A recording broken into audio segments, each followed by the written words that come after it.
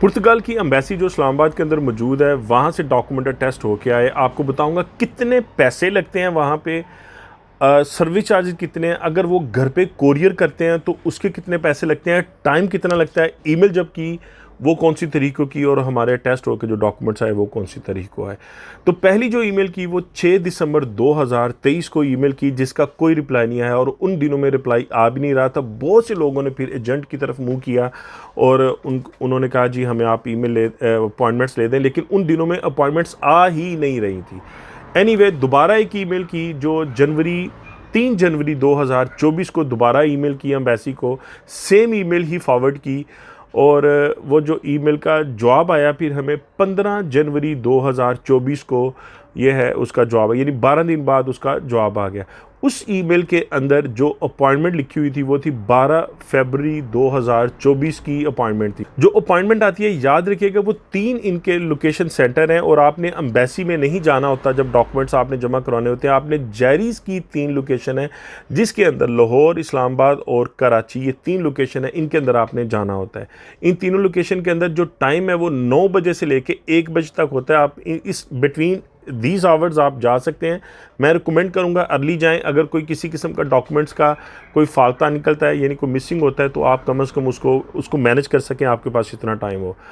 इसके बाद ये था कि जब उसमें फ़ी हमने पे की किस दिन, 12 फरवरी 2024 को जो हमने फ़ी पे की वो थी एक डॉक्यूमेंट की 6220 रुपये। उसके अंदर जो सर्विस चार्जेस मज़ीद ऐड होने थे, VFS के अपने सर्विस चार्जेस होते हैं, वो 622 पाक रुपीज़ थे।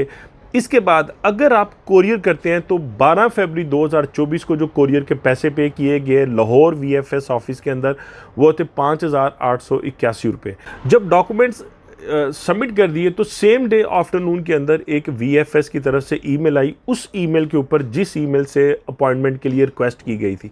उन्होंने कहा कि आपके जो डॉक्यूमेंट्स हैं वो हमने एम्बेसी को फॉरवर्ड कर दिए हैं, यानी ये ईमेल थी 12 तारीख को। फिर इंतज़ार था कि ये डॉक्यूमेंट्स कब हमें अटेस्ट होकर मिलते हैं।